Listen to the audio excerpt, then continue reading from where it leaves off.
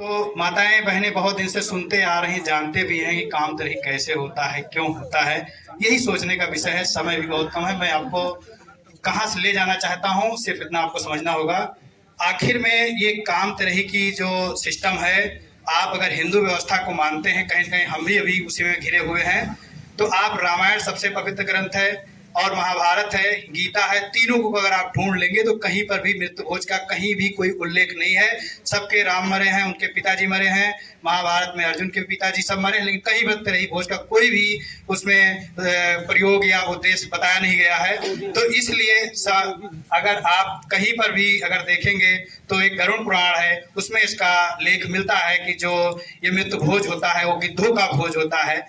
तो उसकी मान्यताएं अनेक प्रकार की हैं। पहले कुछ मजबूरियां रही होंगी तो उस वजह से रीतियां बनाई गई, लेकिन आज उसको सब मान्यताओं के आधार पर मानते हुए, तर्क वितर्क ना करते हुए, उसे छोड़ने को ना लेकर सोचते हैं कि हमारे पिताजी किए, पिताजी के पिताजी करते आए, उसी हिसाब से करना है। लेकिन हम लोग, बाबा साहब ने अंतिम 14 अक्टूबर 1956 को बौद्ध धर्म की दीक्षा ली थी, तो उसी दिन कह दिया था 22 प्रतिज्ञाओं में 5वीं प्रतिज्ञा, मैं पिंडदान और श्राद्ध का भोजन नहीं करूंगा, जैसे मरपक चल रहा है। तो अगर आप जय भीम को कहते हैं तो कहीं ना कहीं आप रोज तो पैदा नहीं होते, लेकिन मरना आपको रोज ही पड़ता है। रोज पैदा होते रहते हैं, रोज मरते रहते हैं। तो इसलिए जैसे मरपक का जो चल रहा है, खास करके इसमें पिंडदान किया जाता है।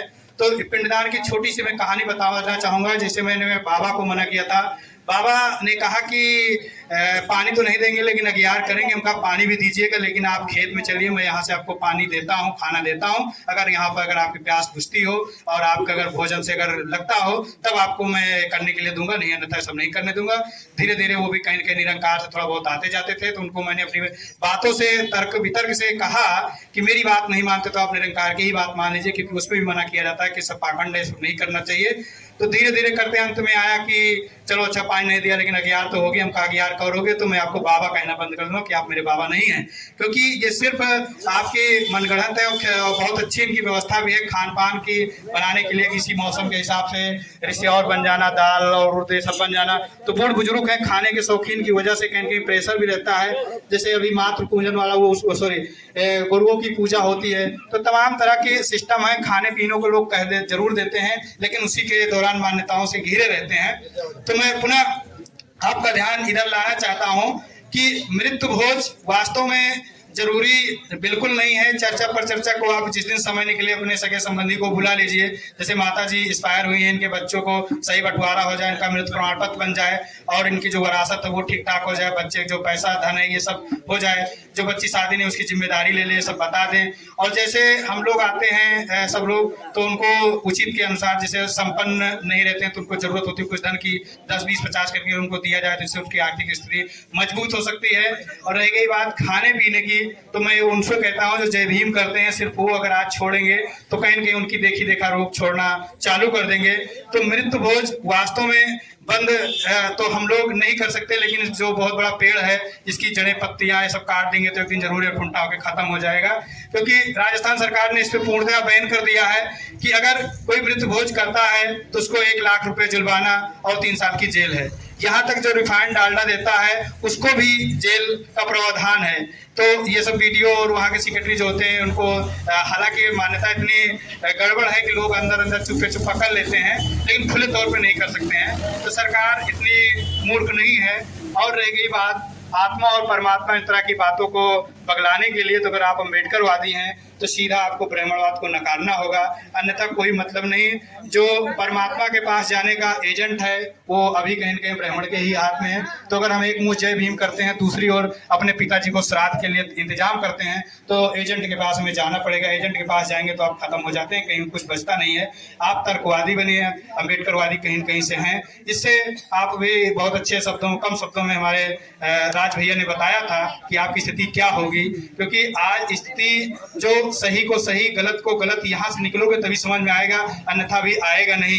इतना ज़्यादा अत्याचार, इतना ज़्यादा लूटपाट, इतना ज़्यादा उल्लंघन किया जा रहा है, लोगों का दिमाग डाइवर्ट किया जा रहा है। चुनाव से लेकर हर चीज़ से आपका दिमाग सिर्फ चावल और गेहूं में लगा दिया जा रहा है, और मान्यताओं को मानने वालों को भगवान आस्था में लगा दिया जा रहा है, क्योंकि हमारा दिमाग वहीं तक टिकता है। इससे तो हम सोच ही नहीं पाते कि आज अगर हम बैठने को पा रहे हैं, आज अगर हम कुछ करने को पा रहे हैं, तो बाबा साहब के रहमो करम से पा रहे हैं। तो इन सब बातों तक आपको ध्यान जाएगा जब आप ये अंधविश्वास, ढोंग पाखंड छोड़ेंगे तब।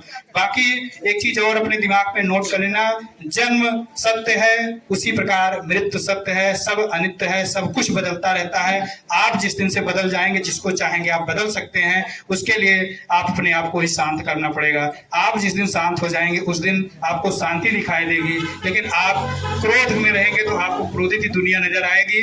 तो ज्यादा बातें न कहते हुए मैं सिर्फ इतना ही कहूंगा कि जितने भी कार्यक्रम होते हैं शांति के लिए किए जाते हैं, लेकिन चार भाइयों के बीच में मृत्यु भोज जैसे ये प्रथा शांति के लिए किया जाता है, लेकिन अंत में डालडा के लिए लड़ाई बराबर होती रहती है। जो बचा रहता है, पैसे के लिए बराबर झगड़ा होता रहता है, खेत के लिए एक एक फिट के लिए लड़ाई झगड़ा करते रहते हैं। जो शांति के लिए बिल्कुल विधि विधान से मृत्यु भोज की जितनी प्रथाएं हैं सबको लागू करवाते हैं, लेकिन केवल 10 दिन तक। यहाँ तक तो कहीं कहीं बात होती है कि बस पार हो जाए कौन, तो बताओ तुम्हारा का हाल चाल है। इसी तरह सारे भाइयों में आपस में द्वंद्व बना रहता है। कोई भी कार्यक्रम, कथा से लेके पूजा पाठ जितना भी होता है, सब शांति के लिए किया जाता है। लेकिन मुझे तो ये लगता है अंदर से अगर झांक के देखेंगे तो जितनी देर कार्यक्रम होता है शांति कहेंगे उतनी देर भी नहीं रहती है। तो इसलिए मैं सभी नौजवान साथियों से, खासकर रिश्तेदार नातेदारों से ये कहना चाहता हूं कि जिन लोगों को ये थोड़ा नया नया लग रहा हो, खासकर इसके जिम्मेदार कहीं गए हमारे बड़े भैया अशोक सावंत जी हैं, इनकी तरफ से मैं उनसे माफी मांगना चाहता हूं कि आपको नया नया जरूर लग रहा है, लेकिन आने वाले समय में इसके अलावा कुछ बचा नहीं है, दूसरा कोई रास्ता नहीं है।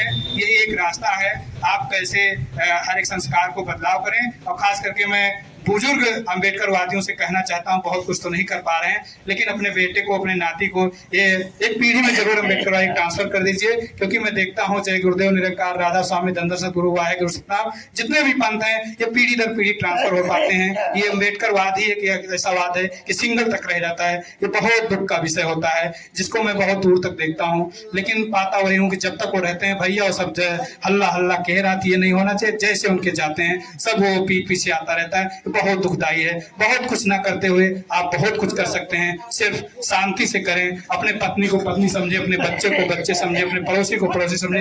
ये सब आता है साधना से। अगर आप शांत रहेंगे तभी कुछ कर सकते हैं। जो लोग आस्था को मानते हैं, भगवान को मानते हैं, वो कहीं ना कहीं जानते नहीं है, बस केवल मानते हैं।